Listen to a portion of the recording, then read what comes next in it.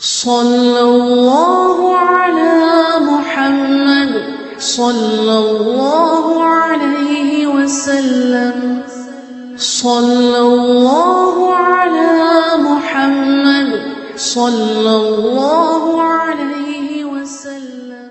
ചെയ്യുന്ന തയമ്മുമാകട്ടെ, നിസ്കരിക്കുന്ന ജനാസ നിസ്കാരമാകട്ടെ, നജസ് വൃത്തിയാക്കുന്നതാകട്ടെ, ശുദ്ധീകരണമാകട്ടെ, ഏത് കർമ്മവും അത് സ്വഹീഹാകാൻ പറ്റുന്ന തരത്തിലുള്ള അറിവ് അത് പഠിച്ചെടുക്കൽ ഓരോ ആണിനും പെണ്ണിനും നിർബന്ധമാണ്. ഇപ്പോഴും സഹോദരിമാരെ, ഇൽമിന്റെ കുറവ് കൊണ്ട് ഒരുപാട് സംഗതികൾ കാണുമ്പോൾ ബേജാറായിത്തീരാണ്. ഇപ്പൊ അടുത്തൊരു വീട്ടിൽ പോയി, ആ വീട്ടിൽ പോയതൊരു സഹായമായി. അവിടെ ഒരു 15 മിനിറ്റ് വേദറിയാൻ കഴിഞ്ഞു. വേദ സദസ്സിൽ മാത്രം പറഞ്ഞാൽ പോരല്ലോ, വ്യക്തികളോടും പറയേണ്ടി വരും. ഒരു വീട്ടിൽ അങ്ങോട്ട് കയറി ചെല്ലുമ്പോ ഒരു കുട്ടി, ചെറിയൊരു കുട്ടി മൂത്രമൊഴിച്ചിട്ട് ആ കുട്ടിയെ ഒരു ഉമ്മ എടുത്തു കൊണ്ടുപോയി. അപ്പൊ ഒരു സഹോദരി ഒരു തുണിയും കൊണ്ടുവന്നിട്ട് ആ മൂത്രം ഒഴിച്ചത് ആ തുണി കൊണ്ടുവന്നിങ്ങനെ പരക്കെ തുടച്ച് സഹോദരി ആ ഫാനിന്റെ സ്വിച്ച് വിട്ട് അങ്ങോട്ട് പോയി.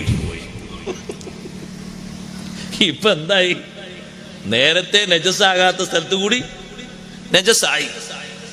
നമ്മളെ ഈ എണ്ണ അപ്പച്ചട്ടിയിൽ എണ്ണ പറ്റല്ലേ, അപ്പച്ചട്ടിയില്ലേ, അതിൽ എണ്ണ പറ്റും പോലെ മൊത്തം കൊണ്ട് തേച്ചു. ഫാനിന്റെ സ്വിച്ച് ഇട്ടു, നോക്കിയിട്ട് വല്ലതും കാണാനുണ്ടോ? ഇല്ല. കാറ്റ് തട്ടിയിട്ടൊരു പക്ഷെ വാസനയും പോയിട്ടുണ്ടാകും. പക്ഷെ നജസ് ഉണ്ടോ? നജസ് ഉണ്ട്, ഹുക്മിയായ നജസ്. ഉളു എടുത്തൊരാൾ വരുന്ന ആ വഴിയിലൂടെ, അയാൾ നേരെ റൂമിലേക്ക് പോകുന്നു, മുസല്ലയിലേക്ക് പോകുന്നു, അവിടെ നജസായി. പരക്കെ നജസായില്ലേ, ആകെ നജസ്. വീട് മൊത്തം നേസാകൂല. എങ്ങനെ ആകുമ്പോ കിടക്കാൻ വേണ്ടി കയറിയെടുത്ത് അവിടെ ആകൂലേ നേസ്? ഇതെങ്ങനെ ശുദ്ധിയാക്കണം എന്നൊരു അറിവിന്റെ കുറവ് കൊണ്ട് വീട് മൊത്തം നജസ് വിട്ടുമാറാത്ത രൂപത്തിൽ വരൂലേ? ഉമ്മമാരെ, അത് തുടച്ചെടുത്താൽ മാത്രം നജസ് നീങ്ങൂല. അതിനേക്കാൾ അധികം വെള്ളം ഒഴിച്ച്, ഒന്നുകിൽ വെള്ളം അവിടെ വറ്റി വരണ്ട് ഉണങ്ങിപ്പോകണം, അല്ലെങ്കിൽ വെള്ളം വടിച്ച് ഒഴിവാക്കണം. ആ ഒരു രൂപം ചെയ്യാതെ ഒരു തുണി എടുത്തിട്ട് മൂത്രം മൊത്തത്തിൽ അങ്ങനെ പരത്തിയിട്ട് തുണിയിലുമാക്കിയിട്ട് തുണി അങ്ങ് കൊണ്ടുപോയാൽ കാറ്റ് തട്ടിയിട്ട് നിലം ഉണങ്ങിയാൽ നജസ് നീങ്ങിപ്പോകൂല.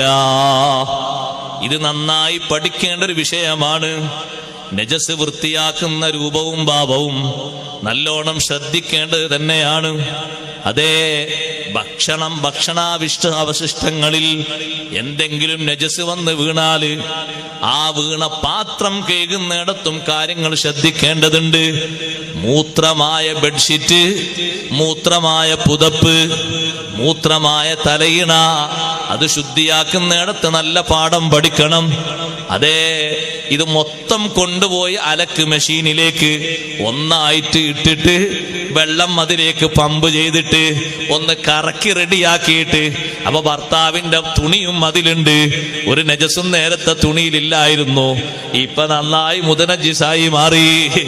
ഭർത്താവിടുന്ന ഷർട്ടും അതിന്റെ ഉള്ളിലുണ്ട്, നേരത്തെ ഒരു കുഴപ്പമില്ലായിരുന്നു, ഇപ്പൊ ഇത് നജസായി മാറി വന്നു. നോട്ടത്തിൽ ഒന്നും അതിൽ കാണാനില്ല.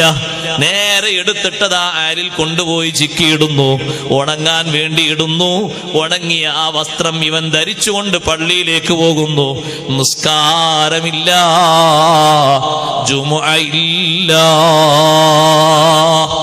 ആ ബെഡ്ഷീറ്റ് നേരത്തെ വെള്ളം അതിന്റെ മുകളിൽ ഒഴിച്ച് മൂത്രത്തിന്റെ അളവ് അതിൽ നിന്ന് വൃത്തിയാക്കി, മൂത്രം റെഡിയാക്കി നജസ് ഒഴിവാക്കി കളയണം. മാഷാ അല്ലാഹ്.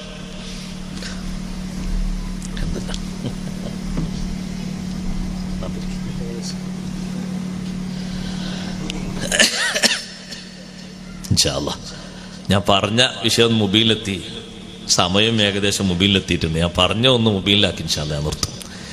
ആ മൂത്രമായ പുതപ്പ്, മൂത്രമായ ബെഡ്ഷീറ്റ്, വെള്ളം ആദ്യം ഒന്ന് ഒഴിച്ചിട്ട് അതിന്റെ നജസ് കളയണം. ശേഷമേ അതൊരു ബക്കറ്റിലിട്ടുകൊണ്ട് വെള്ളത്തിൽ മുക്കിയിട്ട് വേറെ എന്തെങ്കിലും സോപ്പോ മറ്റോ തേച്ച് വൃത്തിയാക്കാവൂ. ആദ്യം കൂടെ കൊണ്ടുപോയിട്ട് മെഷീനിലോ മറ്റു വസ്ത്രത്തിന്റെയോ കൂടെ വെള്ളത്തിലിട്ടിട്ട് നജസ് ആകാത്തതിലേക്ക് കൂടി നജസ് പകർത്തരുത്. ഇത് നേരത്തെ ഒന്ന് പൊക്കി പിടിച്ചിട്ട് അതിന്റെ മേലെ വെള്ളം ഒഴിച്ചിട്ട് നജസ് കളയണം. അതിനെത്രമാത്രം വെള്ളം ഒഴിക്കണോ അത്രമാത്രം വെള്ളം ഒഴിക്കണം. ഒന്നാകെ കൂട്ടിക്കലർത്തിയിട്ട് കുഴച്ചെടുത്തിട്ട് പൊടിയിട്ടിട്ട് ശുദ്ധിയാക്കുന്ന ഏർപ്പാടില്ലേ, പലതും ശുദ്ധിയാകാറില്ല, നജസ് വിട്ട് മാറാറില്ല. ശരിക്ക് ശ്രദ്ധിക്കണം, നന്നായി സൂക്ഷിക്കണം. നമ്മളെ ധാരണയിൽ നമ്മളൊക്കെ ചെയ്ത് ഇബാദത്തൊക്കെ ആയിരിക്കും, പക്ഷേ ഷർത്ത് വെക്കാത്തത് കൊണ്ട് ഒന്നും എവിടെയും എത്തിയിട്ടുണ്ടാകൂല. ഫതഅല്ലമൻ ഇൽമൻ യുസഹിഹു ത്വാഅതൻ, ആരാധനയെ സാധൂകരിക്കുന്ന ഇൽമ് ഒന്നും രണ്ടും അല്ല, പലതും ഉണ്ട്. അതൊക്കെ നീ പഠിച്ചെടുക്കണം. കുളി ശരിയാവണ്ണം ശരിയാക്കണം. കുളി റെഡിയായിട്ടില്ലെങ്കിൽ, ഏതെങ്കിലും ഭാഗങ്ങളിൽ വെള്ളം ഒഴുക്കാതെ നിന്നിട്ടുണ്ടെങ്കിൽ, ഫർള് കുളിയാണെങ്കിൽ ജനാബത്ത് ഉയരൂല. ജനാബത്ത് ഉയരാതിരുന്നാലോ നിസ്കാരം ശരിയാകൂല, പള്ളിയിൽ കയറാൻ പറ്റൂല, ഖുർആൻ ഓതാൻ പറ്റൂല, ഖുർആൻ തൊടാൻ പറ്റൂല, പല വിഷയങ്ങളും നിനക്ക് തടസ്സമായി വരും. ജനാബത്ത് കുളി അലി റളിയല്ലാഹു അൻഹു ഏറ്റവും പേടിച്ചിരുന്ന വിഷയമാണ് എന്ന് കാണാം ഹദീസിൽ. എന്തേ അലി റളിയല്ലാഹു അൻഹു ജനാബത്ത് കുളി പേടിക്കാൻ കാരണം, നല്ലോണം അത് ശ്രദ്ധിച്ച് സൂക്ഷിച്ചിട്ടില്ലെങ്കിൽ, ഇനി പറഞ്ഞതുകൊണ്ട് വസ്വാസം കൊണ്ട് ടാങ്കിലെ വെള്ളം മൊത്തം തീർക്കരുത്, നല്ലോണം ശ്രദ്ധിച്ചിട്ടില്ലെങ്കിൽ, ആകേണ്ടടുത്ത് വെള്ളം ഒഴുകേണ്ടതുപോലെ ഒഴുകിയിട്ടില്ലെങ്കിൽ, ഏതെങ്കിലും ഭാഗത്ത് വെള്ളം നനയുന്നതിന് തടസ്സമായ എന്തെങ്കിലും വന്നു ചേർന്നെങ്കിൽ കുളിയാകൂല. ശരിയായ നിലക്ക് കുളിയായെങ്കിലേ ജനാബത്ത് ഉയരൂ. നിയ്യത്ത് വെക്കേണ്ടതുപോലെ വെക്കണം, കുളിക്കേണ്ട രൂപത്തിൽ കുളിക്കണം. സുബ്ഹാനല്ലാഹ്, കുളിക്കുമ്പോഴും വുളു ചെയ്യുമ്പോഴും വെള്ളം ചേരുന്നത് തടയുന്ന മുടിക്കോ താടിക്കോ ഡൈ ചെയ്ത എന്തെങ്കിലും കളറുണ്ടെങ്കിൽ അതും ഒരു പ്രശ്നം തന്നെയാണ്. വെള്ളം കൊണ്ട് ചേരൂല. 2 മാസമൊക്കെ ദീർഘായുസ് നിൽക്കുന്ന തരത്തിലുള്ള ഡൈ ചെയ്യലൊക്കെ ഉണ്ട്. 800-900 കൊടുത്തിട്ട് അങ്ങനെ ചെയ്യുമ്പോ പിന്നെ ആ കളറ് മാത്രമേ ഉണ്ടാകുള്ളൂ, ഒന്നും അങ്ങോട്ട് ചേരൂല. വെള്ളം ചേരുന്നതിനെ തടയുന്നൊന്നും ഉണ്ടാകാൻ പാടില്ലല്ലോ. ഉണ്ടായാ വുളു ശരിയാകൂല, കുളിയും ശരിയാകൂല. പിന്നെന്താ ശരിയാ? പിന്നെ ഒന്നിനും പറ്റൂല, അവനെ ഒന്നിനും പറ്റൂല. ആൾക്കാർ കളറ് മാത്രമേ ഉള്ളൂ, ആ കാണുന്ന കളറ്, വേറൊന്നുമില്ല. അതുകൊണ്ട് അപ്പൊ അടുത്തൊരു ദിവസം ഒരു സുഹൃത്ത് വിളിച്ചിട്ട്, ഉസ്താദേ ബാപ്പാന്റെ ഒരു കുളിയെങ്കിലും ശരിയായിക്കോട്ടെ എന്ന് എഴുതിയപ്പോ മരിച്ച സമയത്ത് തലമുടി മൊത്തം പഠിച്ചു എന്ന് പറഞ്ഞു. എന്തിനാ പഠിച്ചു എന്ന് വെച്ചു, വെള്ളം കൂടി ചേരണ്ടേ, അതുകൊണ്ട് മുടിയൊക്കെ പഠിച്ചു. ഞാൻ മുടി എന്ത് ചെയ്യണം എന്ന് വെച്ചിട്ടാ വിളിച്ചത്. മുടി പറക്കത്തിന് സൂക്ഷിക്കാൻ പറ്റിയ മുടിയൊന്നുമല്ലല്ലോ, അതാ കുഴിന്റെ ഏതെങ്കിലും ഒരു ഭാഗത്ത് മറവ് ചെയ്തേക്കുന്നു. ഒരു കുളിയെങ്കിലും ശരിയായിക്കോട്ടെ എന്ന് എഴുതിയിട്ട് വലിയ അപകടമാണ്. നമ്മളെ ആൾക്കാർക്കൊക്കെ മോഡിഫിക്കേഷൻ മാത്രമേ പലർക്കും ചിന്തയുള്ളൂ, ധാരണയുള്ളൂ. പറ്റൂലേ എന്നുള്ളൊന്നും ചിന്തയില്ല. നല്ലോണം ശ്രദ്ധിക്കണം, നല്ലോണം സൂക്ഷിക്കണം. ആരാധനയെ സാധൂകരിക്കുന്ന ഇൽമ് ശരിക്ക് പഠിക്കണം. ഹജ്ജിന് പോകുന്നവർ, ഉംറക്ക് പോകുന്നവർ, സിയാറത്തിന് പോകുന്നവർ തുടങ്ങി നിത്യജീവിതത്തിലെ കർമ്മങ്ങളും കാര്യങ്ങളൊക്കെ എത്ര വഅള് പറഞ്ഞാലും മാറ്റാത്ത ഒരു സംഗതി ഉണ്ട്. എന്താണെന്നറിയോ? ഇപ്പോഴും കാണാം, നാളെ രാവിലെ ശ്രദ്ധിച്ചു കൂടി കാണാം. എഴുന്നേറ്റ ഉടനെ തന്നെ മിസ്വാക്ക് എടുത്തിട്ട് അങ്ങോട്ട് മിസ്വാക്ക് ചെയ്യും. മിസ്വാക്ക് ചെയ്ത് കഴിഞ്ഞാൽ അതൊന്ന് ആദ്യം പോയി ഒന്ന് മൂത്രയിക്കും. ആദ്യം പോയി മൂത്രയിക്കല്ല വേണ്ടത്. എഴുന്നേറ്റ ഉടനെ തന്നെ ദിക്ർ ചൊല്ലിയിട്ട് ആദ്യം മുൻകൈ 3 പ്രാവശ്യം കഴുകണം, പിന്നീട് 3 പ്രാവശ്യം കൊപ്പിളിക്കണം, പിന്നീട് 3 പ്രാവശ്യം മുഖം കഴുകണം. എന്നിട്ടാണ് 1-നും 2-നും വേണ്ടി ഇരിക്കേണ്ടത്. അതിന്റെ മുമ്പിരിക്കരുത്, എന്നിട്ടായിരിക്കേണ്ടത്. അത് കഴിഞ്ഞ ശേഷം വുളൂഇന്റെ ദിക്ർ ചൊല്ലിയിട്ട് മുൻകൈ കഴുകണം. ശേഷം മിസ്വാക്ക് നനച്ച് മിസ്വാക്ക് ചെയ്യണം. എന്താ പണി? മിസ്വാക്ക് ആദ്യം ഇങ്ങനെ ഹൂ ഹൂ എന്നും പറഞ്ഞ് മിസ്വാക്ക് ചെയ്യും, പിന്നെ കാണാൻ ബിസ്മില്ലാഹിർ റഹ്മാനിർ റഹീം കൊടുക്കുന്നത്. അങ്ങനെയാണോ മിസ്വാക്ക്? അപ്പോഴാണോ മിസ്വാക്കേണ്ടത്? അല്ലല്ലോ. മുൻകൈ കഴുകിയ ശേഷം മിസ്വാക്ക് ചെയ്യുമ്പോൾ 2 മിസ്വാക്ക് ഒരുമിച്ച് കിട്ടിയില്ലേ? വുളൂഇന്റെ മിസ്വാക്കും കിട്ടി, ഉറക്കിൽ നിന്ന് എഴുന്നേറ്റ് മിസ്വാക്കും കിട്ടി. രണ്ടും ഒരൊറ്റ സമയത്ത് കിട്ടിയില്ലേ?